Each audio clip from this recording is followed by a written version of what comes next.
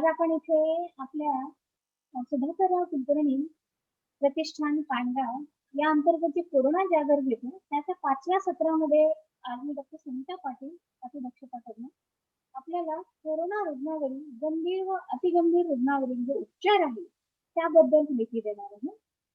तर यामध्ये आपण आतापर्यंत पाहिलं की कोरोना कसा होतो, शरीरामध्ये कसा शिरतो, त्यानंतर मग ते शरीरामध्ये काय काय बदल घडवतो ते आपण सर्व पाहिलं. तर इथून पुढे आपल्याला हे पाहायचं आहे की आता कोरोनामध्ये काय काय शरीरामध्ये जाऊन तो कुठे कुठे काय काय करतो. तर आपण हे जर चित्र पाहिलं तर आपल्या लक्षात येईल की याचं गांभीर्य किती आहे. एखादा अतिगंभीर कोविड रुग्ण आयसीयू मध्ये जेव्हा ऍडमिट होतो त्यावेळेस आपल्याला काय काय मशिनरीज लागतात, तिथे काय काय आयसीयू सेटअप लागतं, डॉक्टर स्टाफ म्हणजे सगळ्यांची तारांबळ उडालेली असते. तर यामध्ये आपण घाबरून न जाता हा आजार जेवढा लवकर जातो तेवढ्या लवकर आपल्याला एवढं गंभीर होण्याची वेळ येत नाही आणि झालंच तर त्यावरही भरपूर उपचार आहेत. तर आपण ते डॉक्टरांकडे जाऊन घेतले. तर यामध्ये जेव्हा आपल्याकडे कोविड रुग्ण येतात तर आपण त्याची वर्गवारी करतो म्हणजे क्लासिफिकेशन करतो. तर या क्लासिफिकेशन मध्ये आपण एखाद्या कोरोना रुग्णाला 3 अवस्थेत वर्गवारी करतो.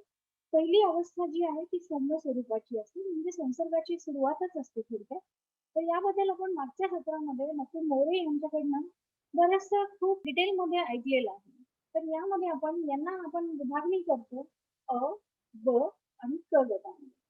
अ गटामध्ये आपण पाहिलेलं आहे की यामध्ये फक्त रुग्णाला संसर्ग झालेला असतो, पण कसलीच लक्षणे नसतात. मग अशा रुग्णांना आपण घरी घेऊ शकतो म्हणजे होम आयसोलेशन मध्ये ठेवू शकतो किंवा आयसोलेशन सेंटर्स जिथे जिथे आहेत तिथेही ते राहू शकतो. ब गट असा आहे रुग्ण तर तो आहे पण त्याला फक्त सौम्य स्वरूपाची लक्षणे चालू झालेली आहेत. जसे थोडासा ताप आहे, सर्दी आहे, अंगदुखी आहे किंवा लूज मोशन पण असू शकतात.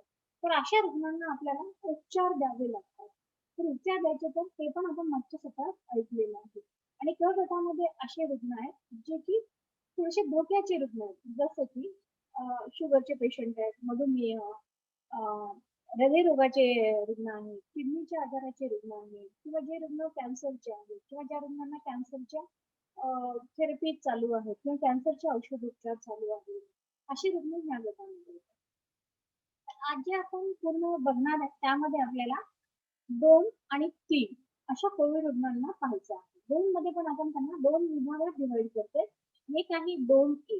यामध्ये मध्यम स्वरूपाचे फुफ्फुसाला संसर्ग झालेला असतो. म्हणजे लक्षणावरून पण लक्षात येतं आणि त्या ज्या तपासण्या करतो आपण त्यावरूनही लक्षात येतं. पण यामध्ये ऑक्सिजनची कमतरता असते. पण खूप जास्तीची नसते. म्हणजे ह्याला आपण pulmonary involvement without respiratory failure असं म्हणतो. आणि त्यानंतर 2B अशी अवस्था आहे ज्यामध्ये फुफ्फुसांना संसर्ग आहे पण ऑक्सिजनची कमतरता मात्र जाणवायला लागते. आणि यामध्ये पण पेशंट रेस्पिरेटरी फेल्युअर मध्ये गेलेला असतो. ऑक्सिजन लावायची गरज पडते किंवा एखादी मशीन सुद्धा लावायची गरज पडते. तर यांना आपण B गटामध्ये विभागणी करतो. आता तिसरी अवस्था आहे आपली ती आहे तीव्र स्वरूपाची किंवा अतिगंभीर आपण म्हणूया त्यांना. तर त्यांना फुफ्फुसांचा जो संसर्ग झालेला असतो तो खूप जास्तीचा असतो आणि त्यांना ऑक्सिजनची पण खूप तीव्रतेने कमतरता जाणवते. त्यांना संसर्ग खूप जास्तीचा झालेला असतो. म्हणजे जर आपण सीटी स्कॅन जर बघितला अशा पेशंटचा तर जवळपास त्यांचा स्कोर 12 ते 15च्या पुढचा असतो. आणि अशा ह्याच्यामध्ये बऱ्याच अवयवांना पण इजा झालेली असते. त्याला आपण मल्टिपल ऑर्गन डिस्फंक्शन सिंड्रोम असं नाव देतो. म्हणजे किडनीवर परिणाम झालेला असतो, कधी कधी लिव्हरवर असतो, हृदयावर परिणाम होऊन ठोके खूप वाढलेले असतात किंवा हृदय फेल झालेलं असतं किंवा अशा पेशंट्स मध्ये बऱ्याच वेळेस मेंदूला पण इजा झालेली असते. तर अशा पेशंट्सला आपण तीव्र स्वरूपाचे कोविड रुग्ण असं म्हणतो. तर यांची लक्षणे काय असू शकतात? तर सर्वात सुरुवातीला तर ताप येतो पेशंट्सला. हातपाय एकदम गळून गेलेले असतात. बऱ्याच वेळेस श्वासाची गती खूप वाढलेली असते. नॉर्मल जी गती असते ती आपली 18 ते 22 पर्यंत असते. यामध्ये मात्र श्वासाची गती 22च्या पुढे गेलेली असते आणि खूपच तीव्र असेल तर ती 30-40 पर्यंत पण वाढते. रक्तदाब कमी झालेला असतो म्हणजे पेशंट हळूहळू शॉकमध्ये जातो. ऑक्सिजनचं प्रमाण खूपच मर्यादेच्या बाहेर कमी होतं. 90 पेक्षा पण कमी असू शकतं. म्हणूनच आपण त्याला तीव्र स्वरूपाचा कोविडचा रुग्ण असं म्हणतो. रेस्पिरेटरी डिस्ट्रेस किंवा श्वास घेण्याला त्रास होतो. पेशंट एकदम अस्वस्थ असतो. झोपून सुद्धा तो एकदम कम्फर्टेबली झोपू शकत नाही. अशा पेशंटच्या छातीत पण दुखायला चालू होते. छातीत गच्च दाबल्यासारखं होतं. अशा रुग्णांची मनोअवस्था पण एकदम बिघडून गेलेली असते. मानसिक स्वास्थ्य पण व्यवस्थित राहिलेलं नसतं आणि त्वचा निळसर होऊन जाते, म्हणजे त्यांना सायनोसिस होते. ते सगळं ऑक्सिजन कमी झाल्यामुळे पेशंटला सायनोसिस होते. बऱ्याच वेळेस ब्रेनला सुद्धा किंवा मेंदूला ऑक्सिजन पुरवठा कमी झाल्यावर सुद्धा पेशंट एकदम चिडचिडा बनतो. त्याला आपण ब्रेन हायपॉक्सिया असे म्हणू. हे गंभीर रुग्णांची लक्षणे आहेत.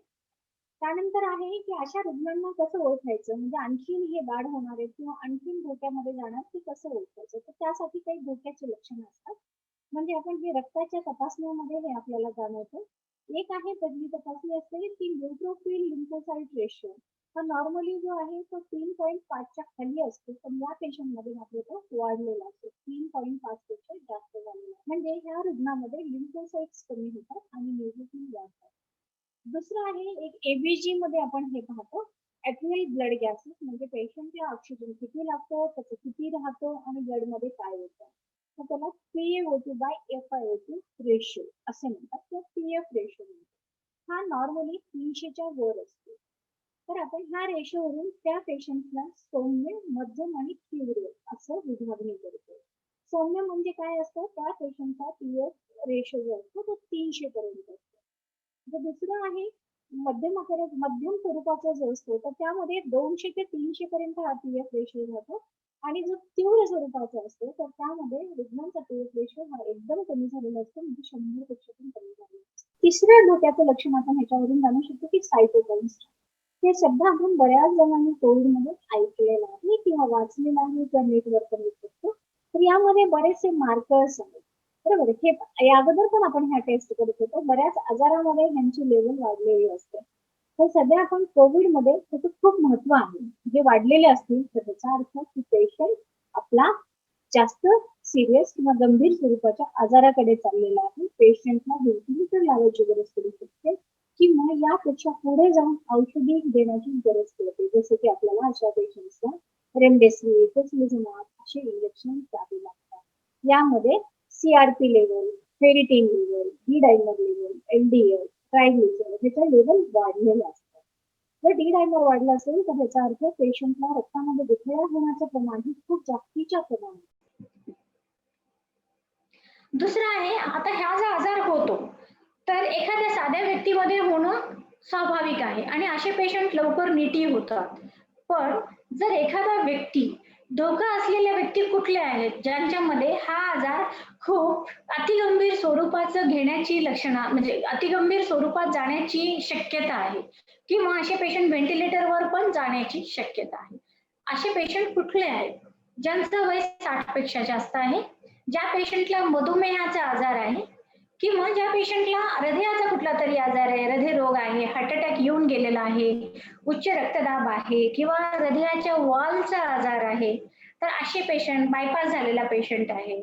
दुसरं आहे, त्या पेशंटला अगोदरपासूनच फुफ्फुसाचा कुठला तरी दुसरा आजार आहे, जसं की त्या पेशंटला दमा असू शकतो किंवा एखाद्या पेशंटला बिडी सिगारेट ओढल्यामुळे काही आजार झालेले असतात किंवा मागे कधी टीबी होऊन गेलेला आहे किंवा एखाद्या वेळेस बॅक्टेरियल कुठला तरी निमोनिया होऊन गेलेला आहे किंवा असे पेशंट आहेत ज्यांची इम्युनो कॉम्प्रोमाइज म्हणजे रोग प्रतिकार शक्ती एकदमच कमी झालेली आहे. असे कुठले पेशंट असतात तो, जे कॅन्सरचे पेशंट आहेत, जे कॅन्सरच्या ड्रग्जवर आहेत, HIV चे पेशंट्स आहेत, खूप लहान मुलं किंवा वयस्कर माणसं किंवा ज्या पेशंटला किडनीचे आजार आहेत, खूप दिवसापासून बेडमध्ये पडून आहेत, असे पेशंट्स मात्र त्यांची प्रतिकारशक्ती आधीच कमी झालेली असते. किंवा जे पेशंट इम्युनोसप्रेसिव्ह ड्रग्सवर आहेत. इम्युनोसप्रेसिव्ह ड्रग्स म्हणजे काय? आपल्या शरीरामध्ये रोगप्रतिकार शक्ती असते. ती शक्ती वाढली तर पण आजार होतात. तर अशी शक्ती कमी करण्यासाठी काही औषध दिलेली जातात. जसं की पेशंट किंवा एखाद्या पेशंटला किंवा पेशंट आपण समजले जातो. ज्या पेशंटला किडनीचे आजार आहेत किंवा ज्या पेशंटला खूप दिवसापासून लिव्हरचे आजार आहेत किंवा जो पेशंट लठ्ठ आहे, तो सुद्धा आपण ह्याच्यामध्ये धोक्याचे लक्षण असलेल्या व्यक्तीमध्ये गणना करतो. तर या पेशंटमध्ये काय तपासण्या करायला हव्यात? आता आपण ह्याला रुटीन इन्व्हेस्टिगेशन म्हणतो, ज्यामध्ये आपलं रक्तातील सेल कशा आहेत किंवा पेशा किती कमी जास्त झालेल्या आहेत त्यासाठी आपण सीबीसीची टेस्ट करतो. त्यानंतर आपण किडनीची टेस्ट करतो, लिव्हर टेस्ट करतो, रक्तातील साखर तपासली जाते. असं आढळून आलेलं आहे की ज्या पेशंटला अगोदरच मधुमेहाचा आजार आहे त्यांच्यामध्ये साखरेचं प्रमाण हे खूप वाढतं किंवा ज्या पेशंटला साखर होण्याची जास्त शक्यता आहे अशा पेशंटमध्ये पण हे साखरेचं प्रमाण वाढतं किंवा काही वेळेस त्या आजारामुळे स्वतःहून किंवा आपण या आजारामध्ये जे औषधं देतो त्यामुळे पण साखरेचं प्रमाण बऱ्याच वेळेस वाढलेलं आढळून आलेलं आहे. दुसरी टेस्ट आहे एबीची. तर एबीची मध्ये आपण काय करतो, एबीजी मध्ये आपण रक्तातील गॅसेस तपासून बघतो. बऱ्याच गोष्टी एबीजी मध्ये खूप छान करतात ह्या आजारामध्ये. दुसरं आहे ईएसआर टेस्ट, सीआरपी टेस्ट करतो, सीरम फेरिटिन, डी डायमर. जर सीरम फेरिटिन आणि डी डायमर वाढलं असेल तर असं म्हणतात की रक्तामध्ये गुठळ्याचं प्रमाण हे वाढलेलं आहे. गुठळ्याचं प्रमाण वाढल्यामुळे त्या पेशंट्सला बऱ्याच रक्तवाहिन्यामध्ये गुठळ्या निर्माण होतात. मग त्या फुफ्फुसाच्या असतील, हृदयाच्या असतील, मेंदूच्या किंवा पायामधल्या किंवा पोटामधल्या. आणखी टेस्ट करतो आपण बऱ्यापैकी एलडीएच आहे, सीरम ट्रायग्लिसराइड्स करतो, IL-6 लेवल करतो आणि हृदयाचे काही एन्झाईम्स आहेत जसं की ट्रॉपाय CPKMB. हे आपण हृदयाचे आजार किंवा हृदय कितपत त्या आजारामध्ये बसलेलं आहे ह्यासाठी पाहतो. दुसरं आहे प्रोकॅल्सिटोनिन. म्हणजे आपल्या ह्या कोविड व्हायरसचं सोडून दुसरं आणखी काही इन्फेक्शन आहे का त्या पेशंटमध्ये किंवा दुसरा कुठला जंतू संसर्ग झालाय का हे पाहण्यासाठी आपण प्रोकॅल्सिटोनिन नावाची टेस्ट करतो. हे झाल्या सगळ्या आपल्या रक्तातल्या टेस्ट. आता पुढे जर आपण गेलो तर आपल्याला रेडिओलॉजिकल इन्व्हेस्टिगेशन आपण ज्याला म्हणतो तर त्यामध्ये आहे बेसिक आपण करतो छातीची पट्टी काढणे किंवा ज्याला आपण ईसीजी म्हणतो. तर ईसीजी मध्ये आपल्याला खूप काही गोष्टी किंवा खूप काही बदल समजून जातात. हृदयाचा इन्व्हॉल्वमेंट आहे का त्यांच्यामध्ये किंवा दुसऱ्या काही प्रॉब्लेम झालेला आहे का हे बऱ्याच गोष्टी ईसीजी मध्ये आपल्याला कळून जातात. आता सगळ्यात सोपी आणि साधी टेस्ट आहे निमोनियामध्ये ती आहे एक्सरे. म्हणजे बऱ्याच वेळेस खेडेगावच्या ठिकाणी किंवा तालुक्याच्या ठिकाणी किंवा सरकारी बऱ्याच दवाखान्यामध्ये सिटी स्कॅन प्रत्येक ठिकाणी उपलब्ध नाहीये. मग अशा वेळेस एक्सरे ही एक खूप चांगली टेस्ट आहे, कमी पैशामध्ये आणि लवकर होणारी टेस्ट आहे. तर एक्सरेवर बऱ्यापैकी आपल्याला समजून जातो की हा पेशंटला निमोनिया झालेला आहे किंवा नाही. पण त्याही पुढे जाऊन तर निमोनिया कसा आहे, एक्झॅक्टली त्याचा स्कोर किती आहे, कुठले कुठल्या लंगचा पार्ट किंवा कुठल्या कुठल्या फुफ्फुसाचा पार्ट तिथे आपल्याला इन्व्हॉल्व झालेला आहे हे पाहण्यासाठी सिटी स्कॅन हे बेस्ट टेस्ट आहे. पण सगळीकडेच हे उपलब्ध नाहीये. त्याही पुढे जाऊन आपण 2D इको पण करतो. 2D इको युजली आपल्याला जे वयस्कर पेशंट आहेत किंवा जे आधीच हृदयाचे पेशंट आहेत यासाठी आपल्याला 2D इको करणं गरजेचं आहे. जिथं उपलब्ध आहे तिथं आपण हे 2D इकोची टेस्ट बऱ्याच वेळेस करतो.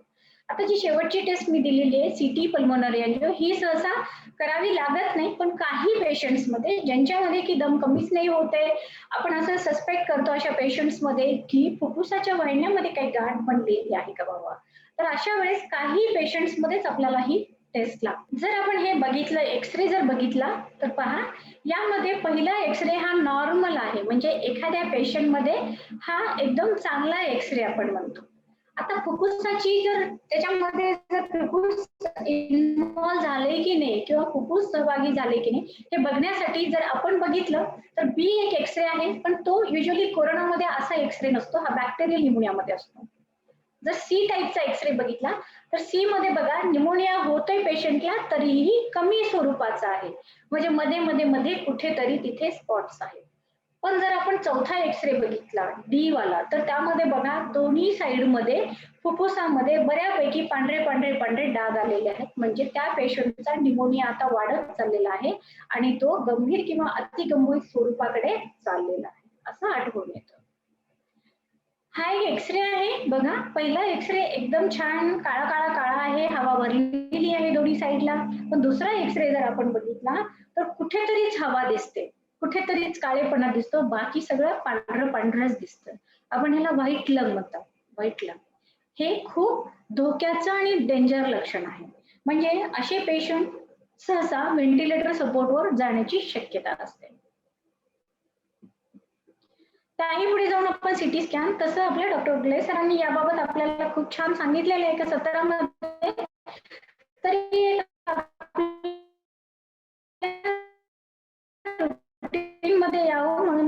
Star figures.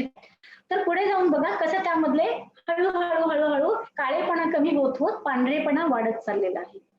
या आजाराचे एक वैशिष्ट्य आहे की हा आजार फक्त खालचा भाग किंवा फक्त पाठीमागचा भाग किंवा वरचा भाग असं नाही हे करत, जसं की टीबी मध्ये किंवा दुसऱ्या आजारात असतो, पण हा मात्र सगळीकडे जाऊन बसतो. सगळ्याच आपल्या फुफ्फुसाच्या पार्टमध्ये, पुढून, मागून, मधून, बाहेरून सगळीकडे जवळपास हा आपला भाग खाऊन टाकतो आपल्या फुफ्फुसाचा थोडक्यात. तर हे पुढे जर आपण बघितलं तर पांढरपणा वाढतच चाललाय आणि पेशंटला यामुळे जास्त त्रास होतो. आता आपण येऊया उपचार प्रणालीवर.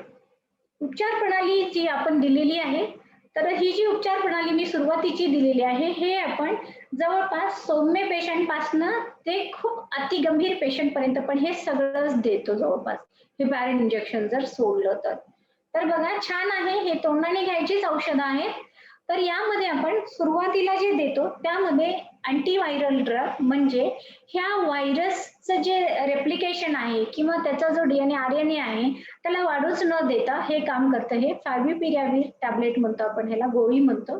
तर ह्या गोळीचा डोस आहे 1800 मिलीग्रॅम 2 वेळेस पहिल्या दिवशी, आणि त्यानंतर मात्र आपण 800 मिलीग्रॅम 2 वेळेस असं पुढचे 5 दिवस, किंवा आपण ही ट्रीटमेंट पुढे 14 दिवस पण वाढवू शकतो जर पेशंटचं रिलीफ किंवा पेशंटला बरं वाटत नसेल तर. हे सगळं आपण मॉडरेट मध्ये सांगते मी सध्या. त्यापुढे जाऊन महत्वाचं इंजेक्शन आहे. आपण जसं पाहिलं की या आजारामध्ये रक्तामध्ये गुठळ्या होण्याचं प्रमाण वाढलेलं आहे, त्यामुळे आपल्याला ह्या पेशंट्सला रक्त पातळ व्हायची औषधं लागतात. तर जर साधा असेल पेशंट किंवा जास्त दम नसेल तर आपण अशा पेशंट्स मध्ये इकोस्प्रिन नावाची सुद्धा गोळी देऊ शकतो, जी की आपल्या कुठल्याही खेडेगावच्या साध्या मेडिकलमध्ये पण उपलब्ध असते. पण पेशंटला जर दम जास्त लागत असेल, डी डायमर फेरिटिन वाढत असेल, तर मग मात्र आपल्या अशा पेशंट्सला आपल्याला हिपॅरिनचे इंजेक्शन्स लागतात. तर हे जे LMWH आपण लिहिलंय, तर हे हिपॅरिनचं इंजेक्शन आपण आपल्या कातडीच्या खाली देतो, म्हणजे सबक्युटॅनियस देतो. तर 40 मिलीग्रॅमचं दिवसातून 1 वेळेस किंवा 2 वेळेस. हे आहे कशावर असतं, हे आधारित असतं की त्याच्या रक्तातल्या लेवल किती वाढलेल्या आहेत किंवा पेशंट किती सिरियस आहे किंवा किती गंभीर आहे, त्यावरून ह्याचा डोस डॉक्टरांनी ठरवलेला असतो. तर हे आपण कातडीच्या खाली देतो हे इंजेक्शन. जसं आपण इन्सुलिन घेतो तसंच हे सुद्धा इंजेक्शन दिले लागतं. मांडीवर, पोटावर किंवा दंडामध्ये आपण हे इंजेक्शन देऊ शकतो. त्यानंतर आहे विटॅमिन सी. विटॅमिन सी चा डोस आहे 1000 मिलीग्रॅम, आपण दररोज देतो त्या पेशंट्सला. झिंकच्या सुद्धा गोळ्या देतो, 50 मिलीग्रॅम आहे झिंकचा डोस आहे तो. आणि विटॅमिन D3 सुद्धा एक स्टार्ट डोस आपण देतो त्याला, 60,000 इंटरनॅशनल युनिट D3. असं आढळून आलेलं आहे विटॅमिन, झिंक हे सगळे जे आहेत त्या पेशंटची प्रतिकार शक्ती वाढवतात किंवा ज्याच्या बॉडीमध्ये जो बदल होतो इन्फ्लेमेटरी किंवा हे जे सायटोकाइन्स वाढतात ते कमी करण्याचं काम हे तिन्ही करतात, म्हणून आपण हे पण औषध उपचार त्यामध्ये देतो. आता बघा त्यापुढे जाऊन काही स्पेसिफिक थेरपी आहे. जर पेशंटची ऑक्सिजन लेवल कमी होत असेल तर आपल्याला अशा पेशंटला ऑक्सिजन द्यावा लागतो. मग तो ऑक्सिजन कसा द्यायचा ते मी पुढे सांगणार आहे तुम्हाला पिक्चरद्वारे. ऑक्सिजन देण्याच्या अनेक पद्धती आहेत, जसं की आपण नेझल कॅनुला किंवा आपण नाकात लावलेल्या 2 नळीने देऊ शकतो. त्याचा एक छोटा मास्क असतो, त्यानंतर बॅग लावलेला एक मास्क असतो, किंवा आजकाल ऑक्सिजन कॉन्सन्ट्रेटर सुद्धा आलेले आहेत. म्हणजे कुठलं ऑक्सिजन विकत आणायची गरज नाही, ती मशीन स्वतःच हवेतला ऑक्सिजन घेऊन हवा घेऊन त्यापासून ऑक्सिजन तयार करून पेशंटला देते. दुसरं आहे की आपल्याला अँटीबायोटिक्स पण ह्या आजारामध्ये द्यावे लागतात. तर अँटीबायोटिक द्यायचे कुठले, बरोबर. जर पेशंट साधा असेल, जास्त दम लागत नसेल, तर आपण अशा पेशंटला तोंडाने त्याचे सुद्धा अँटीबायोटिक देऊ शकतो. जसं की आपल्या लेवलवर जे उपलब्ध आहेत त्या अँटीबायोटिक दिले तरी चालतात. जर आपण इंजेक्शन्स मध्ये द्यायचा विचार केला तर आपण साध्या ऍक्च्युअल अँटीबायोटिकचा रोल ह्या आजारामध्ये खूप कमी आहे. पण समजा आजार वाढत गेला आणि आपल्या कोविडमुळे आपली प्रतिकारशक्ती जर कमी झाली तर आपल्याला दुसरे बॅक्टेरियल इन्फेक्शन्स होतात, म्हणून आपण अँटीबायोटिक देतो. तर ह्यामध्ये कुठलेही अँटीबायोटिक द्यायचे तर साध्या अँटीबायोटिक्स पासून चालू करू शकतो, जसं की इंजेक्शन सेफ्ट्रॅक्झोन आहे, सिफोटॅक्झिम आहे, किंवा एखादं अमॉक्सिलिन ट्रॅव्हलॅनिक ऍसिड आहे. हे साधे अँटीबायोटिक आपल्याकडे म्हणजे साध्या खेडेगावच्या दवाखान्यामध्ये पण उपलब्ध आहेत. तर ह्या अँटिबायोटिकने सुद्धा पेशंट बऱ्यापैकी चांगला होतो. पण जर पेशंट अतिगंभीर स्वरूपाकडे जात असेल तर अशा वेळेस मात्र आपल्याला थोडं अँटिबायोटिक वाढवावे लागतात. त्यामध्ये आपण युजली गव्हर्नमेंटच्या सुद्धा गाईडलाईन्स मध्ये आपल्याला बघता येईल की जवळपास पिपरियासिलिन टॅझोबॅक्टर म्हणून एक इंजेक्शन असतं किंवा त्यापुढे जाऊन म्युरोपेंडम इंजेक्शन देतं किंवा त्या एरियामध्ये किंवा त्या भागामध्ये कुठले अँटीबायोटिक किंवा कुठले जंतू जास्त आहेत आणि त्याला कुठलं अँटीबायोटिक लागू पडतं त्यानुसार पण आपण अँटीबायोटिक देऊ शकतो. त्याहीपेक्षा महत्वाचं औषध आहे आपण ह्या आजारामध्ये देतो ते आहे स्टिरॉइड्स. आपण असं म्हणतो की स्टिरॉइड घेणं चांगलं नाही, स्टिरॉइड घेणं चांगलं आहे, बरोबर आहे. पण असं म्हणतात की स्टिरॉइड हे एक लाईफ सेव्हिंग ड्रग आहे जेव्हा त्याला योग्य वेळी योग्य ठिकाणी दिलं तर स्टिरॉइड मध्ये जर आपण पाहिलं तर इंजेक्शन डेक्झामेथॅसोन आपण देऊ शकतो. 6 मिलीग्राम डोस आहे त्याचा, ओडी किंवा एक वेळेस दिवसात न देता. हे एकदम स्वस्त आणि छान स्टिरॉइड आहे, लवकर पेशंटला मिळण्यासारखं आहे आणि हे कुठं पण उपलब्ध आहे. त्यापुढे जाऊन थोडंसं हायर स्टिरॉइडला आपण जातो, ते आहे आपलं इंजेक्शन मिथाइल प्रेडनिसोलोन. तर हे जे मिथाइल प्रेडनिसोलोन इंजेक्शन आहे ते आपल्याकडे उपलब्ध असतं 40 मिलीग्राम, 80 मिलीग्राम, 120 मिलीग्राम, 250 मिलीग्राम आणि 500 मिलीग्राम. तर आपण सुरुवातीला सुरू करताना एकदम साध्या डोस पासून चालू करतो, 40 मिलीग्राम दिवसातून एक वेळेस. किंवा आपल्याला जर पेशंट वाटते की नाही बाबा ह्याला आणखी स्टिरॉइडची जास्तीची गरज आहे तर तोच डोस आपण 2 वेळेस किंवा त्याच्यापेक्षा थोड्याशा पुढच्या डोसला जाऊन पुन्हा आपण त्याला कमी करतो. जिथे हे दोन्ही उपलब्ध अशा ठिकाणी आपल्याला इंजेक्शन हायड्रोकॉर्टिसोन सुद्धा वापरता येतं. त्यापुढे जाऊन आपल्याला महत्वाची औषधं आहेत ते आहे रक्तपातळ करणारी औषधे. आपण आताच पाहिलं हिपॅरिन इंजेक्शन आपण देतो आणि मी आता प्लेटलेट एकत्र येण्याची जी क्षमता आहे ते कमी करण्याचे औषध म्हणजे आपलं इकोस्प्रिन आहे, जे आपण हृदयरोगामध्ये देतो किंवा हृदयाच्या अटॅक मध्ये देतो. ते सुद्धा औषधं आपल्याला इथे देता येतात. अँटीकोॲग्युलंट म्हणजे आपली जी रक्त गोठण्याची जी प्रक्रिया असते, जी कॅपॅसिटी असते, ते फॅक्टर आपण ह्याच्यामध्ये बाजूला करतो आणि रक्त आपलं खेळतं राहतं ह्याच्यामध्ये. त्यापुढे जाऊन सगळ्यात महत्वाचं आणि सीआरपी प्रोटोकॉल. सीआरपी प्रोटोकॉल काय आहे तर यामध्ये काय असतं, आपण पेशंटला जेव्हा झोपवतो तर त्या पेशंटला वेगवेगळ्या पद्धतीने किंवा वेगवेगळ्या स्थितीत झोपवणं म्हणजे सीआरपी प्रोटोकॉल. जसं की आपल्याला असं आढळून आलेलं आहे पेशंट फक्त पाठीवरच झोपला तर त्याचं ऑक्सिजन जे आहे ते चांगलं वर येत नाही. जर आपण अशा पेशंट्सला पालतं झोपवलं, खूप वेळ पालतं झोपवलं, प्रोन पोझिशन म्हणतात त्याला, किंवा अशा पेशंटला दर 2 तासाला डाव्या साईडला 2 तास, उजव्या साईडला 2 तास, पाठीवर किंवा पोटावर 2 तास आणि थोडंसं झुकून पुढे 2-2, 3-3 तास जर असं झोपवलं तर असं आढळून आलेलं आहे की फुफ्फुसाच्या प्रत्येक पार्ट मध्ये ऑक्सिजन छानपैकी जातं आणि पेशंट लवकर नीट होतं. हे याला पैसे नाही लागत. हा प्रोटोकॉल जो आहे तो तिथे असलेल्या हॉस्पिटलच्या स्टाफनी किंवा डॉक्टरांनी जर व्यवस्थित पाळला तर खूप पेशंट ह्या प्रोटोकॉलमुळे चांगले होऊ शकतात.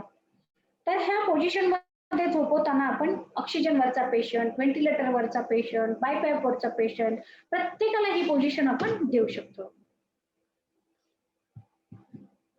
आता बघा काही विशिष्ट उपचार पद्धती आहेत ज्याला आपण स्पेसिफिक थेरपी म्हणतो. तर ह्या स्पेसिफिक थेरपीमध्ये जर आपण बघितलं तर आपण हे बरंच वापरलेलं आहे, यावर बराचसा गोंधळ झालेला आहे. तर हे आहे इंजेक्शन रेमडेसिवीर. तर हे काय आहे, हे एक अँटीव्हायरल ड्रग आहे. म्हणजे जे आरएनए जो वाढत जातो आपल्या कोरोना व्हायरसचा रेप्लिकेट होतो तर त्याला हे रेप्लिकेट होऊ देत नाही किंवा त्याला वाढू देत नाही असं हे औषध आहे. पण हे औषध तात्पुरत्या स्वरूपात इमर्जन्सी म्हणून आपल्याला अप्रुव्हल मिळालं होतं म्हणून आपण हे ड्रग वापरत होतो. पण ह्या ड्रगमुळे खूप पेशंट चांगलेही झाले, जर खूप सिरियस झाले तर ह्याचा काही उपयोगही झाला नाही. ह्याच्यावर बऱ्याचशा चर्चा किंवा बऱ्याचशा ह्या गोष्टी झाल्या.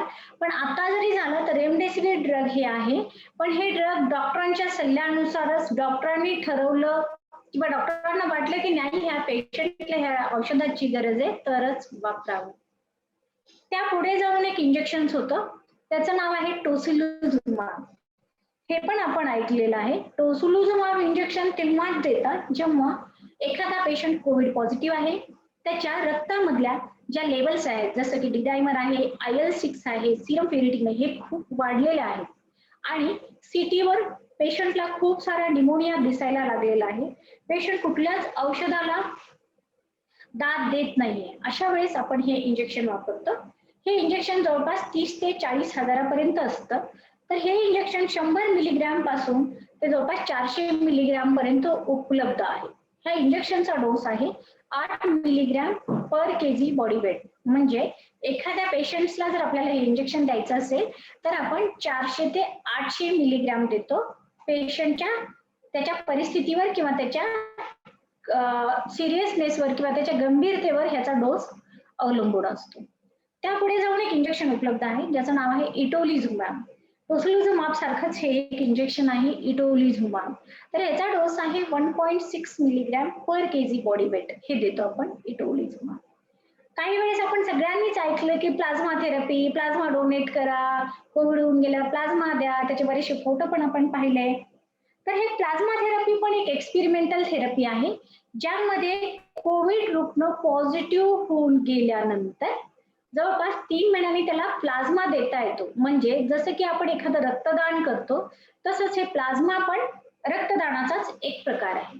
तर यामध्ये काय करतात, तर यामध्ये पेशंटला ज्या कोरोनाच्या स्ट्रेननी इन्फेक्शन झालेलं आहे किंवा जो कोरोनाचा स्ट्रेन त्याच्या शरीरात गेलेला आहे त्याच्या अगेन्स्ट त्याच्या शरीरात काही अँटीबॉडी तयार होतात. म्हणजे त्याला मारण्याची प्रतिकार शक्ती तयार होते. तर तीच प्रतिकार शक्ती आपण त्याच्या रक्तातनं घ्यायची आहे काढून आणि ती दुसऱ्या पेशंटला द्यायची आहे. कारण जेणेकरून की त्याच्या शरीरात जो व्हायरस घुसलेला आहे तो त्याला मारत जातो. पण ह्याचं एक ड्रॉबॅक असा आहे की यामध्ये तोच काम करतो ज्या पेशंटला ज्या स्ट्रेननी कोरोना झालेला आहे. खूप काही पेशंट वर आलेले नाही आहेत. काही पेशंटला याचा फायदा झाला ही काही पेशंटला झालाही नाही. जसं की रेमडेसिवीरचं झालं. तसंच कोरोना प्लाझ्माच्या बाबतीत पण झालं. त्यापुढे जाऊन आणखीन काही ड्रग्ज आलेले आहेत जे प्रायोगिक तत्वावर आहेत. एक्सपेरिमेंटल ड्रग्ज म्हणूया. यामध्ये काही थेरपीला आपल्या गव्हर्नमेंटनी किंवा FDA अप्रुव्हल पण दिलेलं आहे. तर यामध्ये काही औषधी अशी आहेत जसे की बॅरिसिटिनिब आणि टोफॅसिटिनिब. ऍक्च्युअली हे औषधं जे आहेत ते आपल्याला दुसऱ्या आजारासाठी निर्माण झालेले आहेत. जसे की एखाद्या पेशंटला सांधेदुखी आहे, रुमॅटॉइड आर्थरायटिस आहे, अशा पेशंटसाठी हे औषधं उपलब्ध झाले होते. पण असं आढळून आलेलं आहे की आपल्या कोविडमध्ये पण यामधले बरेचसे जे इन्फ्लेमेटरी मार्कर्स आहेत जे त्या आजारात होते त्या ह्या आजारात पण आढळून आले. म्हणून हे सुद्धा औषधं काही जणांमध्ये वापरण्यात आले होते. नवीन एक आता आलेलं आहे कॉकटेल थेरपी. तर हे आपल्या भारतामध्ये पण सध्या उपलब्ध आहे. तर या कॉकटेल थेरपी काय आहे, तर यामध्ये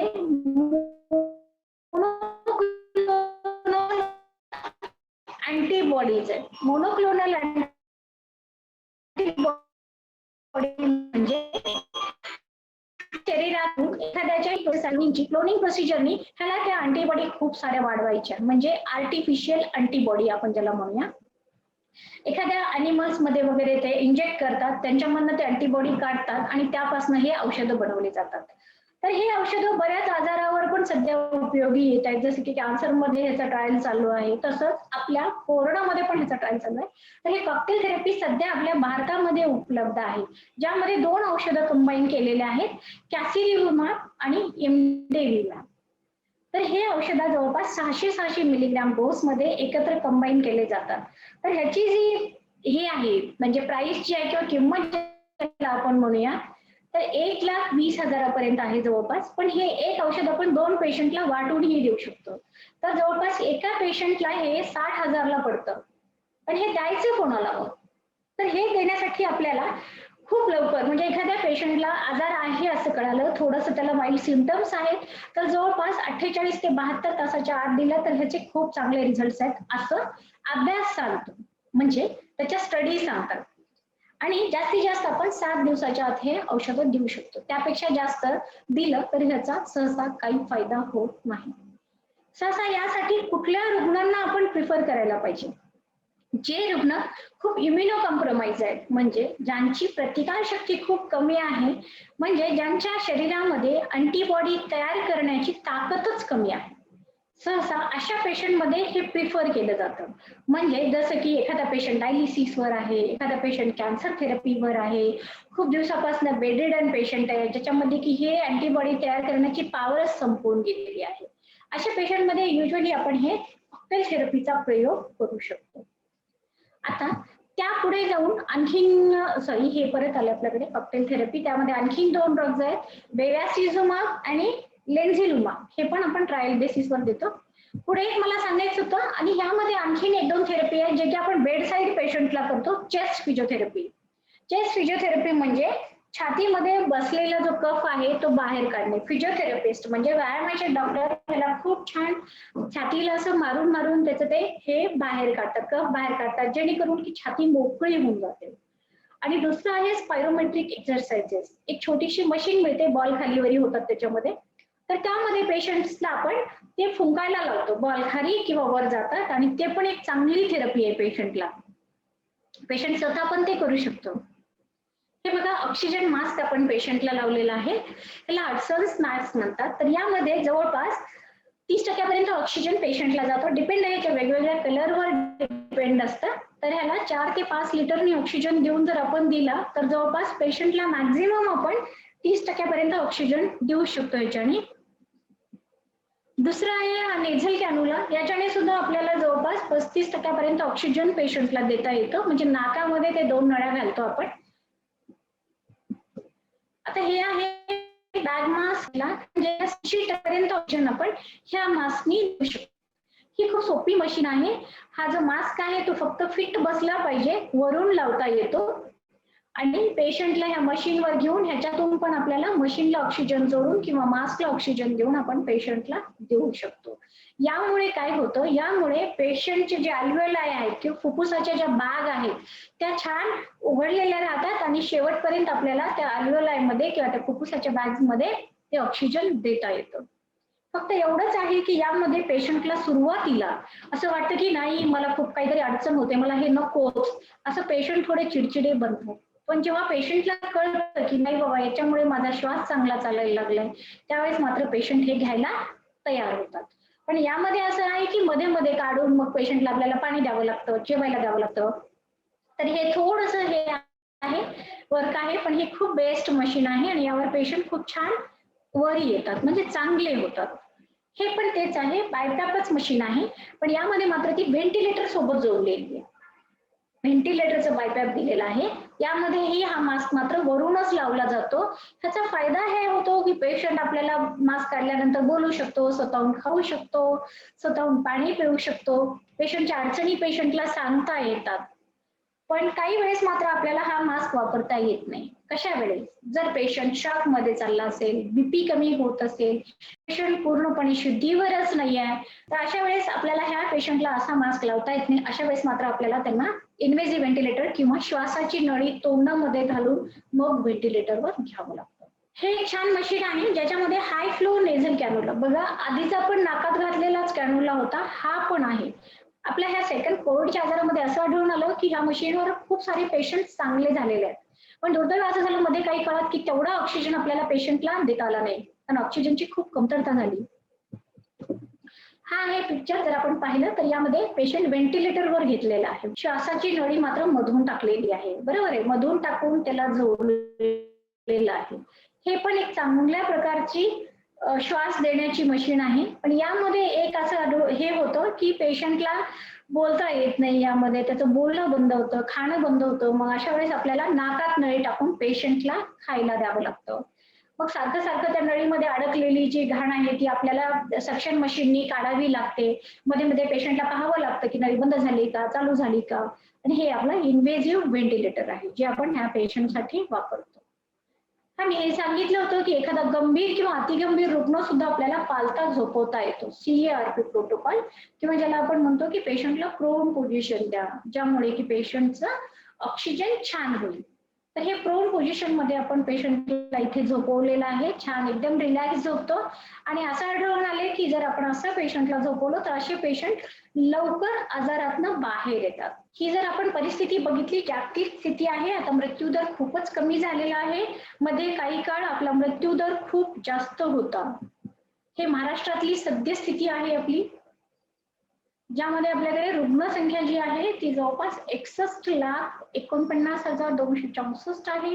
जवळपास हे मृत्यू आहेत तर हे मागच्यापासून घेतलेले आहेत, त्यामुळे आपल्याला जास्त वाटतात. पण सध्याचा मृत्यू दर हा खूप कमी आहे आपल्या जे आहे ते.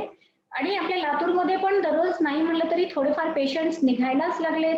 तर आपण आपली काळजी घेतली पाहिजे आणि सगळ्यांनी जे आहे प्रतिबंधात्मक उपाय, मास्क घालणे, सॅनिटायझर वापरणे, गर्दीच्या ठिकाणी न जाणे, ह्या सगळ्या किंवा मोठे मोठे प्रोग्राम्स न घेणे, हे सगळं पाळलं पाहिजे. हे आपली सध्याची स्थिती आहे. धन्यवाद. धन्यवाद मॅडम. अतिशय विस्तृतपणे आणि अतिशय साध्या सोप्या भाषेमध्ये तुम्ही गंभीर स्वरूपाच्या आजारावरचे उपचार पद्धती सर्वांना समजावून सांगितलेले. डॉक्टर शिरीष पाटील यांना अशी विनंती करतो की मॅडमने सांगितलेल्या गोष्टींच्या व्यतिरिक्त अजून तुम्हाला याच्यामध्ये काही सांगायचं असेल किंवा तुमचे काही वैयक्तिक अनुभव शेअर करायचे असतील तर तुम्ही सर्वांसाठी ते शेअर करावेत. डॉक्टर शिरीष पाटील. हा आजार जसा म्हणजे हा COVID-19 जो आजार आहे तो सामान्य जनतेकरता जेवढा नवीन आहे तेवढाच तो डॉक्टरांकरता देखील नवीन आहे व संशोधन करणाऱ्या शास्त्रज्ञांकरता देखील नवीन आहे. आणि ह्यामुळं होतं काय की ह्याच्यातल्या बऱ्याचशा ज्या गोष्टी ज्या आहेत अजूनही आपण पाहत आहोत की अल्फा स्ट्रेन येतोय, बीटा स्ट्रेन येतोय, डेल्टा स्ट्रेन येतोय, गॅमा स्ट्रेन आहे, लॅम्बडा स्ट्रेनची नवीनच पुन्हा अजून धोका येत आहे. हे जे सगळे स्ट्रेन जे आहेत ना ते ह्या विषाणूमध्ये उत्परिवर्तन ज्याला आपण जेनेटिक म्युटेशन्स म्हणतो हे म्युटेशन्स होत आहेत. आणि ह्यामुळे काय होत असतं की ह्याला जे लागणारे जे औषधं जे आहेत ह्या औषधांमध्ये सुद्धा आपल्याला म्हणजे कसं की ही औषधं सुद्धा जी किंवा ह्या ज्या टेस्ट आहेत तुम्ही जर सामान्य जनतेने सुद्धा जर पाहिलं किंवा डॉक्टरांनी सुद्धा पाहिलं तर हे सगळे इंजेक्शन्स हे सर्वांकरताच नवीन आहेत. जसे ते इतरांकरता नवीन आहेत तसे ते डॉक्टरांकरता देखील नवीन आहेत. त्यामुळे ह्या इंजेक्शन्स बद्दल मतांतर हे होत राहतील. पण एक आहे की बऱ्याच वेळेला कुठलाही म्हणजे आपण जे डॉक्टर सगळे जे आपण एका ठराविक ध्येयावर म्हणजे वरती काम करत असतो की आपल्याला आपला पेशंट हा चांगला करणं हे ध्येय असतं. आणि ह्या ध्येयाकरता लागणारे जे काही इंजेक्शन्स आहेत आपल्या पेशंटचे परिस्थिती म्हणजे त्याची आजाराची स्थिती व आर्थिक स्थिती या सगळ्याची सांगड घालून जे काही आपण इंजेक्शन्स डॉक्टर्स तुम्हाला जे काही आपण पूर्णपणे विश्वास ठेवावा. आणि त्याबद्दल काही रेमडेसिवीर किंवा हे जे इंजेक्शन्स आहेत याच्यावर्षी बऱ्याचशा मतांतर येत राहतील. काही कालावधीनंतर हे अजूनच जास्त पद्धतीने चांगल्या पद्धतीने स्पष्ट होत राहील. पण आतापर्यंत जे काही आपण अनुभव घेत आहोत त्या अनुभवावरती बरेचसे खूप साऱ्या पेशंट्स जे आहेत ना ते वापरलेल्या इंजेक्शन्स वरती बरे झालेले आहेत, चांगले होऊन आपल्या घरी व्यवस्थित सुखरूप पोहोचलेले आहेत. दुसरं की म्हणजे लागत असलेले बऱ्याच वेळा की व्हेंटिलेटरवरती जी काय म्हणजे हे होतं की व्हेंटिलेटरची जी रिक्वायरमेंट आहे ती आपल्या दुसऱ्या वेव्ह मध्ये पाहिलं की खूप साऱ्या पेशंट्सला व्हेंटिलेटरची किंवा व्हेंटिलेटरचे बेड्स जे आहेत त्याची तीव्रता एक आपल्याला कमतरता जाणवत होती. त्याकरता म्हणजे शासनानं व डॉक्टरांनी प्रायव्हेट हॉस्पिटल्समध्ये सर्वीकडे ही उपलब्धता आहे, सुसज्ज आहे. तिसऱ्या वेव्ह बद्दल म्हणजे कुठल्याही प्रकारचे म्हणजे सामान्य जनतेनं म्हणजे तर माझं एक म्हणणं आहे की तिसरी लाट जी आहे ती येईल किंवा नाही येईल त्याच्याविषयी खरंच कुणीही ठोसपणे सांगू शकत नाही. पण एक मात्र बोलू शकतो की ज्या पद्धतीनं हा व्हायरस मध्ये जेनेटिक म्युटेशन्स आपल्याला होतो तिसरी लाट ही येऊ शकते.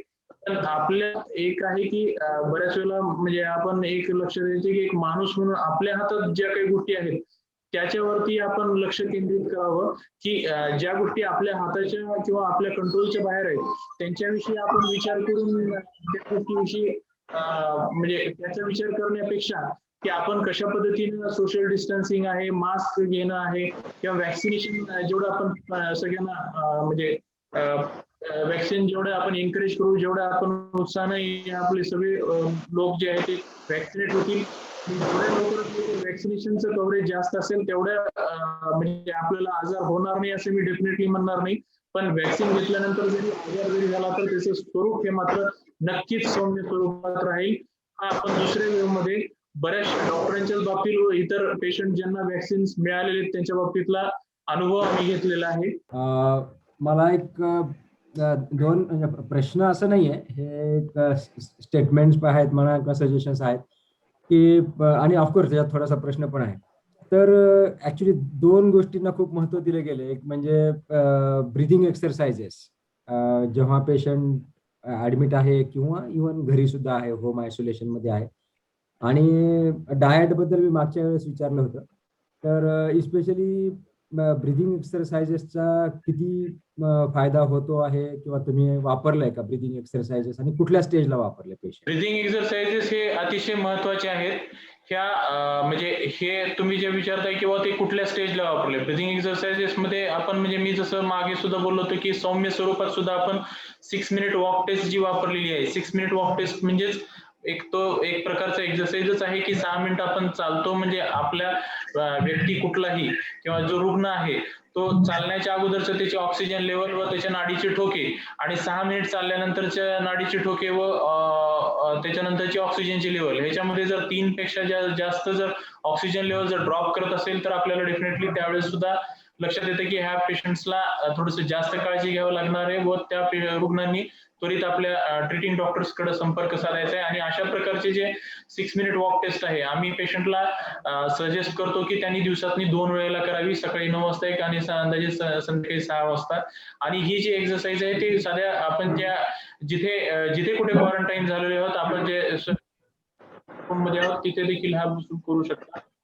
दुसरं असं आहे की म्हणजे इन्सेंटिव्ह स्पायरोमेट्री म्हणून रेस्पिरोमीटर असतं ज्याच्यामध्ये छोटे छोटे 3 चेंडू असतात आणि हाताने धरून हवा जी आहे ती आपण आपल्या श्वासनलिकेमध्ये ओढतो आणि त्यानुसार ते चेंडू जे आहेत ते वर होत असतात. आणि त्याच स्वरूपामध्ये ते उलट स्वरूप त्याला उलट धरून जवळपास आपण फुंकर मारून ते चेंडू पूर्णपणे वरती घेत असतो. ह्याला आपण इन्सेंटिव्ह स्पायरोमेट्री असं म्हणतो. हा इन्सेंटिव्ह स्पायरोमेट्री हा मी तर म्हणतो की आम्ही आमच्या ऍडमिट असलेल्या पेशंट्सला ज्यांना डेफिनेटली व्हेंटिलेटरवरती नाही आहेत आणि अशाच पेशंट्सला वगैरे आपण ऍडवाइस करत असतो व व्हेंटिलेटरवरनं ऑक्सिजनवरती शिफ्ट केलेले आहेत. म्हणजे की ज्यांची श्वासोच्छवासाची जी नळी जी आहे ती काढून आपण ऑक्सिजन वरती घेतलेला आहे किंवा म्हणजे ज्याला आपण विनिंग प्रोटोकॉल म्हणतो की ज्याच्यामध्ये एखाद्या सिरियस पेशंट्सला आपण व्हेंटिलेटरवरनं साध्या ऑक्सिजन वरती शिफ्ट केलेलं आहे किंवा ज्यांना ऑक्सिजनवरनं म्हणजे जे पेशंट्सना आपण साध्या रूम एअर म्हणजे ज्याला आपण नैसर्गिक श्वासोश्वासावरती ते आहेत, स्वतःच्या श्वासोश्वासावरती आहेत व काही पेशंट जे घरी डिस्चार्ज होऊन घरी परतले आहेत. अशा सगळ्यांमध्ये आपण इन्सेंटिव्ह स्पायरोमेट्री हे ऍडवाइस करत असतो. इन्सेंटिव्ह स्पायरोमेट्रीचा फायदा हा असं असतो की बऱ्याच वेळेला काय असते की काही जाड पेशंट्स राहतात किंवा या आजारामध्ये कसं असतं की 14 दिवस बरेच दिवस पेशंट हा झोपून असतो. तो पेशंट हा खूप उठून बसलेला असतो किंवा श्वासोश्वास जसं आपण इथं फिरत असताना वगैरे जे आपल्या श्वासोश्वासाचे जे देवाणघेवाण जी होत असते फुफ्फुसामध्ये ती अतिशय योग्य पद्धतीने होत असते. पण जेव्हा रुग्ण हा झोपलेल्या अवस्थेत असतो त्यावेळेला त्याच्या फुफ्फुसाचा खालचा भाग हा मिटलेल्या स्वरूपात असतो. हा मिटलेल्या स्वरूपाचा ज्याला आपण कोलॅप्स असं म्हणतो, लंग कोलॅप्स म्हणतो. त्या लंग कोलॅप्समुळे काय होत असतं की तो फुफ्फुसाचा भाग हा श्वासोश्वासाच्या प्रक्रियेमध्ये सहभाग घेत नाही आणि त्यामुळे काय होत असतं की पेशंटचं ऑक्सिजन लेवल सॅच्युरेशन हे कमी व्हायला लागतं. अशा पेशंटला जर आपण इन्सेंटिव्ह स्पायरोमेट्री वेळी सुरू केली तर त्यामुळे काय होत असतं की त्याचा जो फुफ्फुसाचा खालचा जो भाग आहे तो मिटलेल्या स्वरूपातला तो ओपन अप व्हायला लागतो. जे छोटेसे पर्णरंध्र म्हणतात ज्याला अल्व्हिओलाई म्हणतात ते त्या उघडायला लागतात व त्यांची देखील त्या श्वासोश्वासाच्या प्रक्रियेमध्ये त्यांचा सहभाग होतो आणि त्यामुळं पेशंटचं ऑक्सिजन लेवल हे वाढतं. त्यामुळं नक्कीच मी असं म्हणेन की बाबा श्वासोश्वासाची जे व्यायाम पद्धती आहे ही ह्याच्यामध्ये उपयोगाची आहे. इन्सेंटिव्ह स्पायरोमेट्री हे अतिशय कमी दरामध्ये आपल्याला उपलब्ध असतं आणि त्या करण्याकरता जवळपास म्हणजे मी असं म्हणेन की सगळे प्रायव्हेट हॉस्पिटल्स प्लस जे काही सरकारी रुग्णालय आहेत त्या सगळ्यांमध्ये ही इन्सेंटिव्ह स्पायरोमेट्री ही आपण ऍडवाइस करत असतो. जसं सुनीता पाटील मॅडमने म्हणलं की प्रोन पोझिशन ज्यांच्यामध्ये पालथं झोपणं जेणेकरून जे आहे म्हणजे ऑक्सिजनचा जे पुरवठा जो असतो फुफ्फुसाच्या जास्तीत जास्त एरियामध्ये होतो आणि त्यामुळे बरीचशी फुफ्फुसाची जी पर्णरंध्र जे आपण अल्व्हिओलाई असतात ते ओपन अप व्हायला लागतात आणि ऑक्सिजन आणि कार्बन डायऑक्साईडची देवाणघेवाण ही सुरळीत होते. त्यामुळं ह्या म्हणजे पेशंटच्या रुग्णाच्या जे काही आपल्या ट्रीटमेंटमध्ये श्वासोच्छवासाच्या व्यायामाचं खूप मोठं योगदान आहे. सर आणखी एक छोटा प्रश्न विचारतो जोडूनच. तुमच्या पाहण्यामध्ये पोस्ट कोविड फायब्रोसिसचं प्रमाण किती आहे? पोस्ट कोविड फायब्रोसिस हा एक मोठा विषय आहे आणि आपण म्हणजे जस्ट एक तुम्हाला माहिती देतो की आपण एक पोस्ट कोविड म्हणून आपण एक वेगळं म्हणजे एक परिसंवाद म्हणजे ह्या परिसरामध्ये एक व्याख्यान आहे. पोस्ट कोविड फायब्रोसिस जो विचारताय त्याचं प्रमाण हे नक्कीच आहे.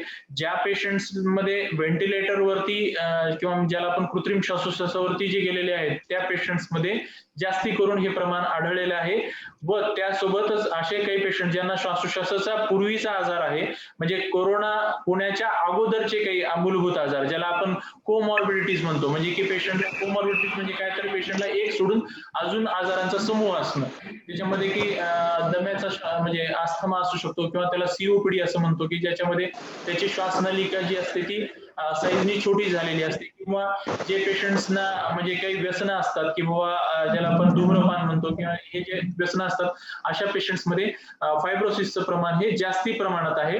आणि जर आपण व्हेंटिलेटरवरनं जे पेशंट्स बाहेर आलेले आहेत असं जेव्हा आपण म्हणतो त्याच्यामधलं जे फायब्रोसिसचं जे प्रमाण आहे ज्यांना कुठल्या कोमॉर्बिडिटीज नाहीत ज्या मी आता नमूद केल्या होत्या त्यांच्यामधलं प्रमाण हे 10 ते 25% आहे. पण ज्यांच्यामध्ये ह्या कोमॉर्बिडिटीज म्हणजे ज्या काय मी तुम्हाला नमूद केल्या होत्या त्या सगळ्या गोष्टीमध्ये नक्कीच याचं प्रमाण हे 30 ते 45% प्रमाणात आहे. पण ह्याला काही उपलब्ध औषधी सुद्धा आहेत की ज्या औषधी ह्या अशा पेशंट्सला त्यावेळेसच म्हणजे जेव्हा पेशंटचा रुग्ण हा हॉस्पिटलमध्ये अत्यावस्थ स्वरूपात ऍडमिट असतो अशाच वेळेला अशी औषधी ही चालू केलेली असतात आणि त्यामुळं पल्मोनरी फायब्रोसिस हे बऱ्याच अंशी आज आपण काही पेशंट्स मध्ये टाळू शकत आहोत. Thank you sir, thank you. नवीन स्ट्रेन येत आहे, नवीन डिफरंट स्ट्रेन्स येत आहेत व्हायरसेसचे, तर सध्या जे वॅक्सिन आपण देत आहोत ते नवीन स्ट्रेनला प्रोटेक्ट करते का, असा प्रश्न संजय देशपांडे सरांनी विचारला. सर खूप चांगला प्रश्न आहे. नवीन स्ट्रेन बाबतीत मी एक बोलतो सर की म्हणजे जनरली कसं असतं की कुठलाही व्हायरस यामध्ये उत्परिवर्तन ज्याला आपण जेनेटिक म्युटेशन्स म्हणत असतो हे जेनेटिक म्युटेशन्स हे होत असतात. म्हणजे की फक्त आपण सध्या ह्या गोष्टी आपल्याला जास्त माहिती होत आहेत आपण कारण कोरोनावरती खूप सारं लक्ष हे केंद्रित केलेलं आहे. इव्हन जर मी म्हणेन की बाबा म्हणजे आज तागायत सुद्धा आपण HIV हा देखील व्हायरस आहे पण त्यावरती सुद्धा अजून वॅक्सिन वगैरे ह्या गोष्टी उपलब्ध नाहीत पण कोरोनावरती वॅक्सिन्स हे उपलब्ध आहेत. नवीन स्ट्रेन किंवा मी कुठलाही स्ट्रेन विषयी एकच म्हणेन की वॅक्सिन हे तुम्हाला आजार होण्यापासून प्रोटेक्ट करू शकतं हे असं पूर्णपणे नाही म्हणता येत कारण वॅक्सिन घेऊन देखील तुम्हाला आजार हा होऊ शकतो. पण एकच आहे की आजाराची जी काय म्हणजे तीव्रता जी आहे की तुम्हाला जे काय म्हणजे न्यूमोनिया होणं किंवा श्वासोच्छवासाची गती वाढणं जे काही व्हेंटिलेटर लागणं किंवा ऍडमिशन्स लागणं हे नक्कीच खूप कमी प्रमाणात होतं. त्यामुळे वॅक्सिन्सच्या सुद्धा ज्या काही कंपनी आहेत त्यांच्यापैकी कुणी असं म्हणलेलं नाही की बाबा तुम्हाला वॅक्सिन घेतल्यावरती कोरोना होणारच नाही. कोरोना हा होईल पण त्याची तीव्रता ही डेफिनेटली खूप कमी राहील. त्या नवीन स्ट्रेन जे येत आहेत सर स्ट्रेनच्या बाबतीत एक मी सांगू शकेन की स्ट्रेन हे येतच राहणार आहेत नंतर सुद्धा येत राहतील त्याचे उत्परिवर्तन हे होतच असतात. प्रत्येक विषाणूमध्ये उत्परिवर्तन होणं हे स्वाभाविकच असतं. पण आपण जेवढं वॅक्सिनेशन आपल्यासाठी म्हणजे आपण जेवढा भारताचा जेवढा काही लोकसंख्येचा समूह आपण वॅक्सिनेट करू शकू तेवढं आपण प्रोटेक्शन आपल्याला भेटेल, हार्ड इम्युनिटी डेव्हलप होईल. दुसरी गोष्ट म्हणजे कसं की नवीन स्ट्रेन बाबतीत बऱ्याच वेळेला आपण खूप साऱ्या गोष्टींबाबतीत कन्फ्युजन राहत असतं की बाबा म्हणजे कसे हे उत्पन्न होतात जसं की अल्फा बीटा डेल्टा म्हणजे गॅमा जो आहे तो ब्राझील पासून आला, बीटा जो आहे तो जवळपास म्हणजे साऊथ आफ्रिकेतनं आला, अल्फा जो आहे तो युनायटेड किंगडम्स UK मधनं आलेला आहे. असे स्ट्रेन्स हे येतात पण एक आहे की म्हणजे प्रत्येक स्ट्रेन्स हे वेगवेगळे राहतात. आपल्याला डेल्टा व्हेरियंट म्हणजे जे आपण दुसऱ्या जे लाटेमध्ये आपण जे डेल्टा व्हेरियंट हे अनुभवलेलं होतं. डेल्टा व्हेरियंट हा एक होतं की त्याचं जे एका व्यक्तीकडनं दुसऱ्या व्यक्तीकडं जे आजार जो आहे पसरवण्याची जी कॅपॅसिटी होती ती नक्कीच खूप जास्त प्रमाणात होती. त्यामुळं आपण जर अनुभवलं तर पहिली वेव्ह आणि दुसऱ्या वेव्ह मध्ये फरक काय होता की पहिल्या वेव्ह मध्ये घरातला एखादा व्यक्ती जरी तो कोरोनाची लागण झाली असली तरी त्या आजूबाजूच्या ह्याच्यातले खूप कमी लोक कोरोनाची लागण त्यांना व्हायची. पण जर आपण दुसरी वेव्ह लाट पाहिली ज्याच्यात आपल्या महाराष्ट्रामध्ये पर्टिक्युलरली डेल्टा व्हेरियंट होता, तर तो जो होता त्याच्यामुळे काय होतं की त्याची फुफ्फुसावर चिकटण्याची जी कॅपॅसिटी होती ती खूप जास्त प्रमाणात होती. त्याने जे होणारा जो व्हायरस होता तो म्हणजे त्याने जे होणारा जो आजार होता तोही खूप जास्त प्रमाणात होता. आणि त्यामुळे आपण असं बऱ्याच वेळेला अनुभवलं की म्हणजे एखादी कुटुंब जर त्यामुळे कुटुंबातल्या एखाद्याला जर लागण झाली तर ती बऱ्याच जणांना लागण व्हायची. आता मग बऱ्याच वेळेला काय व्हायचं की हा डेल्टा व्हेरियंट नंतर डेल्टा प्लस विषयी आपण खूप एकदम साशंकता होती की डेल्टा प्लस काय आहे. डेल्टा प्लस हे डेल्टा व्हेरियंट पेक्षा थोडीशी जास्त आहे असं आपण म्हणत होतो. पण डेल्टा प्लसच्या बाबतीत म्हणजे खूप साऱ्या गोष्टी अजून क्लिअर व्हायच्या आहेत. त्याच्या बाबतीत असं आहे की म्हणजे तो फुफ्फुसाला चिकटतो, त्या वॅक्सिन ला सुद्धा बऱ्याच वेळेला एस्केप करतो किंवा म्हणजे आपण जे काही इंजेक्शन जे वापरतो त्याला सुद्धा तो एस्केप म्हणजे त्यातनं सुद्धा तो व्हायरस हा सुटतो. असं काही भाकीत आपल्याला साधारणतः 1-1.5 महिन्यापूर्वी केलं होतं. पण जिथं जिथं हे डेल्टा व्हेरियंटचे पेशंट्स आपण पाहिलेले आहेत, त्या डेल्टा व्हेरियंट नाही डेल्टा प्लसचे पेशंट्स आपण पाहिलेले आहेत, त्यांच्यामध्ये असं आढळलेलं आहे की तो म्हणजे त्यापासून म्हणजे ज्या व्यक्तीला डेल्टा प्लसची लागण झाली आहे त्याच्यापासून दुसऱ्या व्यक्तीला जी लागण होण्याची जी संख्या होती ती खरंच कमी होती, जी आपण म्हणजे काही महाराष्ट्राच्या भागामध्ये पाहिलेलं. त्याच्यामुळे आज सुद्धा यावर तर कन्फ्युजन आहे की तो डेल्टा प्लस आहे का डेल्टा मायनस आहे. म्हणजे त्याची खरंच डेल्टा व्हेरियंटच्या एवढी म्हणजे त्याची म्हणजे एखाद्या म्हणजे रुग्ण सामील करण्याची कॅपॅसिटी आहे का नाही हे आपल्याला अजूनही साशंकता आहे. पण म्हणून मी एकच सांगू इच्छेन की बाबा व्हेरियंट स्ट्रेन्स हे येत राहतील. आपल्याला एकच आहे की सगळे स्ट्रेन हे आपल्या येणाऱ्या जे काही टेस्ट आहेत ज्या आपण साधारणतः मार्च 2020 पासून अंमलात आहोत, ज्याच्यामध्ये रॅपिड अँटीजन आहे. दुसरी गोष्ट कुठल्याही प्रकारचे ब्लड इन्व्हेस्टिगेशन मध्ये सुद्धा व्हेरियंट वेगळे आहेत म्हणून त्यामुळं किंवा स्ट्रेन वेगळे आहेत म्हणून त्याच्यामध्ये काही खूप कुठल्या चेंजेस होणार आहेत असं नाही. आणि ट्रीटमेंट मध्ये देखील खूप काही चेंजेस होतील असं सध्या म्हणजे नाहीये. आणि त्याचसोबत व्हॅक्सिनेशनच्या बाबतीत सुद्धा मी अजूनही ठामपणे म्हणेन की व्हॅक्सिनेशन हे जास्तीत जास्त प्रमाणात व्हावं जे आपल्यासाठी उपलब्ध आहे. आणि तिसरी लाट जी आहे ती आपण जर का आटोक्यात आणायची असेल किंवा येऊ द्यायची नसेल तर आपले जेवढे जास्तीच्या जे आपलं लोकसंख्या जी आहे ती व्हॅक्सिनेट होणं अतिशय गरजेचं आहे. कोविड पेशंटला किती दिवसानंतर व्हॅक्सिन घ्यावे लागेल त्यावर वेगवेगळी मते आहेत. जनरली की कुठल्याही म्हणजे कोविड पेशंटला व्हॅक्सिन का नंतर देत आहोत आपण त्याचं एक साधं म्हणजे साध्या पद्धतीमध्ये जेव्हा आपण घेत असतो की कुठलाही आजार हा झाल्यानंतर म्हणजे आपण कोविडचा आजार ज्यांना होतो त्यांच्या शरीरामध्ये अँटीबॉडीज तयार होतात आणि ह्या अँटीबॉडीज ज्या असतात ना त्या नैसर्गिक असतात. कारण त्या अँटीबॉडीज ह्या त्या व्यक्तीला पुढच्या होणाऱ्या आजारापासून प्रोटेक्शन देत असतात. आणि त्यामुळं इमिजिएटली त्याला व्हॅक्सिन घ्यायची नक्कीच गरज नाहीये. तेच व्हॅक्सिन आज एवढ्या तुटवडा आहे, एवढ्या पॉप्युलेशन अजून आपल्याला व्हॅक्सिनेट करायचं राहिलेलं आहे, त्यामुळे ते त्या गरजू व्यक्तीला भेटावं. आणि ह्या व्यक्तीला ऑलरेडी कोरोनाची लागण झालेली आहे त्यामुळे त्याच्या शरीरात अँटीबॉडीज आहेत तर तो किमान 3 महिने तरी प्रोटेक्टेड आहे. कारण आपण असं म्हणजे ठोकताळी नाही पण बऱ्याच वेळेला काय झालेलं आहे की 3 महिन्यानंतर ह्या अँटीबॉडीजची जी क्षमता आहे ती थोडीशी कमी होत आहे असं आपण पाहिलेलं आहे. त्यामुळे आता सध्याच्या तरी घडीला आपण सगळ्यांना एक म्हणजे सल्ला देत आहोत की जर कोरोना झाल्याची तुमची जी पॉझिटिव्ह टेस्ट डेट आहे त्यानंतर तुम्ही त्यामध्ये 3 महिने ऍड करून 3 महिन्यानंतर तुम्ही व्हॅक्सिन घ्यावं की जेणेकरून तुम्हाला जे नैसर्गिक प्रोटेक्शन ह्या कोरोनामुळे दिलेलं आहे ते प्रोटेक्शन तुम्ही घेऊन नंतर पुन्हा अजून व्हॅक्सिनचं प्रोटेक्शन घेऊन मॅक्झिमम डेज हे तुमचे कोरोनाच्या आजारापासून तुम्हाला अँटीबॉडीज असल्यामुळे प्रोटेक्शन भेटेल. त्याच्यामुळे हे जे 3 महिन्यानंतर वगैरे जे आपण कालावधीनंतर सांगतोय त्याच्या मागचं गणित हेच आहे की तुम्हाला जो मिळणारा जो कालावधी आहे त्या आजारापासूनच्या प्रोटेक्शन करताचा तो जास्तीत जास्त स्वरूपामध्ये असावा. म्हणजे नैसर्गिक प्रोटेक्शन म्हणजे तुम्हाला आजार झाल्यामुळेच होणार प्रोटेक्शन 3-1 महिने आणि नंतर व्हॅक्सिन घेतल्यानंतरचं प्रोटेक्शन हे अजून एक काही ड्युरेशन. म्हणजे ह्याचा अर्थ की जेवढं तुम्हाला प्रोटेक्शन जास्ती राहील तेवढं तुम्हाला आजार होण्याची शक्यता ही कमी राहील आणि आजार जरी झाला तर त्याची तीव्रता. संजय देशपांडे सरांचा पुढचा प्रश्न आहे, कोरोना रिइन्फेक्शन होऊ शकतो का? आज तरी ही संख्या खूप कमी आहे, पण काही लोकांना कोरोनाचं रिइन्फेक्शन झालेलं आहे आणि त्यावेळेला मी असं म्हणेन बऱ्याच वेळेला काय असतं की आपण कुठल्या टेस्ट करत असतो त्यालाही देखील महत्व आहे. मागे सुद्धा मला वाटतं की कुलकर्णी सरांनी एक प्रश्न विचारला होता की माझी जी RT-PCR टेस्ट आहे ही काही दिवसानंतर पॉझिटिव्ह आलेली होती.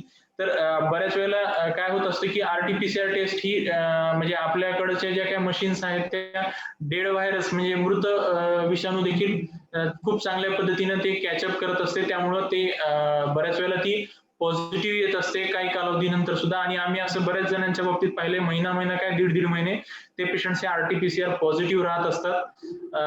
पण त्यांच्याकडनं दुसऱ्याला आजार हा नक्कीच होत नाही, कारण जे ट्रान्समिशन ज्याला आपण म्हणतो की एक आजार आपल्याकडनं दुसऱ्याला पसरवण्याची जी काही क्षमता जी असते ती एक साधारणतः काही 10 ते 14 दिवसानंतर ही नक्कीच नाही असते. त्यामुळं रिइन्फेक्शन होऊ शकतं. त्या कन्सर्न व्यक्तीने त्यांच्या डॉक्टरांशी संपर्क साधावा की रिपीटेडली RT-PCR पॉझिटिव्ह झालेत म्हणजे मी पुन्हा कोरोनाच्या आजाराने ची लागण झाली आहे का, असं गैरसमज करून घेऊ. आजचा हा सेशन अतिशय छान आणि सुंदर झाला. डॉक्टर शिरीष पाटील सर आणि डॉक्टर सुनीता पाटील मॅडम या दोघांनी अतिशय व्यवस्थित पद्धतीने हा विषय सोप्या भाषेत समजावून सांगितला आणि बरेचसे प्रश्न पुढील काही लेक्चर संदर्भात सुद्धा आले. उदाहरणार्थ वॅक्सिनवरती खूप प्रश्न आले शेवटी. आता आपला नेक्स्ट टॉपिक हा वॅक्सिनवरतीच असणार आहे. एक्सक्लुझिव्हली आपण पुढला सेशन हा रविवारचा लसीकरण आणि लसीबद्दलच बोलणार आहोत. तर आपण परत एकदा भेटूयात पुढल्या रविवारी संध्याकाळी 5 वाजता.